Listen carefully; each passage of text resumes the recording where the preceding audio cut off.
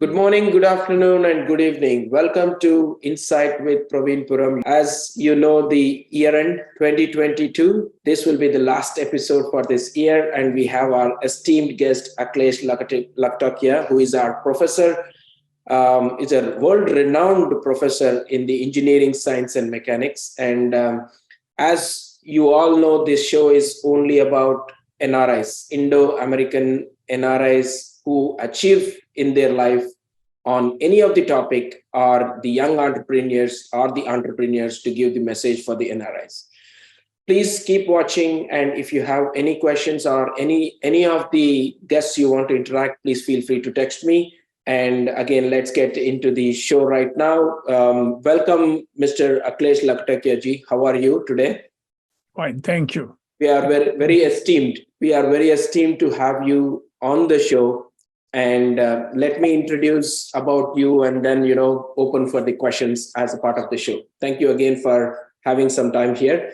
So let me introduce Mr. Akhilesh Laktakia. He was born in Lucknow. He obtained his Bachelor of Technology in Electronics Engineering from Banaras University. And he also has a doctorate of philosophy degrees in electronic engineering from the University of Utah, Salt Lake City in 1981 and 83. And he also had a doctorate of science degree in electronic engineering from Banaras Hindu University. He joined the faculty of Pennsylvania State University, where he attained the rank of distinguished professor in January 2004. In 2006, he became the Charles Godfrey Binder Professor of Engineering, Science, and Mechanics. In 2018, he received the highest professional rank at Penn State, Ivan Pug University Professor. He is in love with the electromagnetic field in complex material using chiral and bionotropic materials, sculptured thin films, chiral nanotubes, and other nano-engineered materials. More than all, he has an esteemed award recently on November 19, 2022. He has received a RCA award, which is a Radio Club of America Lifetime Achievement. This award, he is the sixth person who has achieved this esteemed award in the world. So let us see what is this RCA. RCA brings together professionals from every segment of wireless industry with a mission to promote cooperation among these interesting and scientific investigation in the art of radio communication. The RCA Lifetime Achievement Award recognizes very significant achievement and a major body of work accomplished over a lifetime that has advanced the art and science of wireless technology, according to the RCA press release. Laktakia is the sixth person to win this award. The RCA identified Laktakia as an expert in material and electromagnetic wave modeling that are used in RF stealth application as well as in lasers, green engineering, and biologically inspired design. In his more than 40 years career in electromagnetics technology, he has received 43 honors and awards, authored 27 books, more than 940 journal papers, and been named as a US State Department Jefferson's Science Fellow. With that said, what an accomplishment, Dr. Akhilesh ji. And I would not go more into details because I have more than 5 pages about your accomplishments, and we are very glad to hear. So after 40 years of your life in electromagnetic and engineering and science and mechanics, tell us your journey. What made you to become a scientist? Well, I recently had occasion to recall that, and that was July 20, 1969, when the first humans landed on moon. I was in the 7th grade at that time, and there was no television in Lucknow, at least at that time. And we could on the radio, periodically somebody would come and say, what the progress was. And it was just exciting, that human beings could land on moon. And I said, this is what I want to do. Okay, something of this kind. Okay. And that is when I think I resolved to become a scientist, which was kind of strange because my family was mostly in administration and law. The women were mostly hazifs, men were mostly lawyers, administrators, etc. So I was a bit of an anomaly. Okay. And it took me about a year to realize what I wanted to do, and to become an electronics engineer. That is what I thought I'll do, and that's what I started. So I went to Banaras Hindu University Institute of Technology, which is now IIT BHU, and after that I went to the University of Utah for my master's and PhD, and then I became a postdoc at Penn State. They offered me a position here, a faculty position here. And so I've stayed here now 39 plus years. So in your current position at Pug University, right? Penn State University, Right. what are your responsibility, Dr. Akhilesh? Well, of course, I teach, as every professor should teach, must teach, in fact, okay, and thereby interact with young minds. Okay, that's very important. So that's what I do. Another part of my responsibility is to do research, essentially create new knowledge. So that is what distinguishes a university from a high school. In high school, we also teach what is known, but at a university, we must also find out new things. So that's an important part of a professor's life, professional life. That's what I do. Absolutely. And you have recently won the RCA award. Tell us more about this RCA award and what made this and how the criteria to select into an RCA. Because in the world, only 5 people have achieved this greatest award. So tell us more about to the audience, what is this all about? Well, I certainly did not nominate myself, so I don't know exactly why. But I'm actually very pleased to be in the company of those people. The ones, I mean, they include, for example, Martin Cooper, who was the inventor of the smartphone. And then there is Francis Drake, who gave the Drake equation and was responsible for search for extraterrestrial intelligence. So these are of course, and others, 4 more people, 3 more people. They're very important people. And when I received an email that I had been selected for this one this year, that was very gratifying. So I was there in Atlanta in November, and that's a very nice city. I can't hear you. Great to hear that. That is where I got to know more about you, and I thought that this is a great forum to more innovate from your thoughts and get a good lessons to all the NRIs. That is where this show came up, and you also tell us more about on the nanotechnologies and the wireless technology. What is your contribution in today's wireless technology?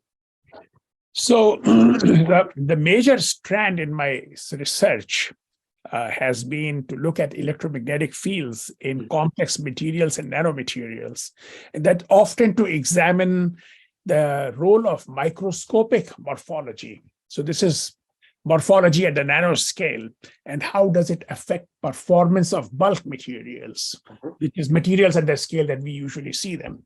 Okay. So materials with the nanoscale morphology must be treated very differently from both molecules on the one hand, which are of course smaller, okay, and bulk materials, which are of course much larger. So this is like think of a window, think of a door. Okay, think of a door in a room. Okay, so the door is very special. It connects the small room to the rest of the world outside. Okay, and that is what happens at the nanoscale. So the small scale, which is the molecules, okay, and they are connected to the bulk material, which is what we usually work with. Okay, and that connection takes place at the nanoscale, and that's why morphology, that is shape, okay, size and shape, are become very important. So quite some of my work has been on the conceptualization, fabrication, and use of sculpture thin films. These are like vermicelli, except that the shapes are per our design. And when we design these shapes so that electromagnetic fields such as light and microwaves, for that matter, they can interfere they can interfere in a programmed manner, the way we want that interaction to take place. The same materials can also propagate sound. Okay, Mhm. so there is an acoustic component as well, and whatever we design at the microscopic scale, the nanoscale, it turns out that the effects can be seen at the bulk scale. So as we go on with wireless engineering, we are making communications at higher and higher frequencies. The devices are becoming smaller and smaller. Okay, we are packing many more devices in the same real estate. Okay, so this is where you need to understand the role of morphology very well. That's what I do. Wow. Now we just realized that, as we see the computers, right? Because we speak more on the language of computers today. You saw that the material is shrinking and it is becoming more and more thin. So now we understand that this morphology plays a great role. So when you talk about sculptured thin films, how do a common person understand about this? Where exactly we use this?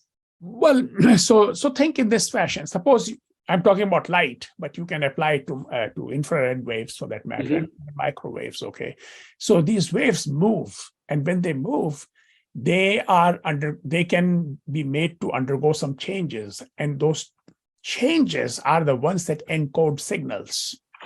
Okay. Okay. So we want the changes to take place in very specific ways. Okay. And those changes can be changes in frequency, changes in amplitude, changes in a property called phase. Okay.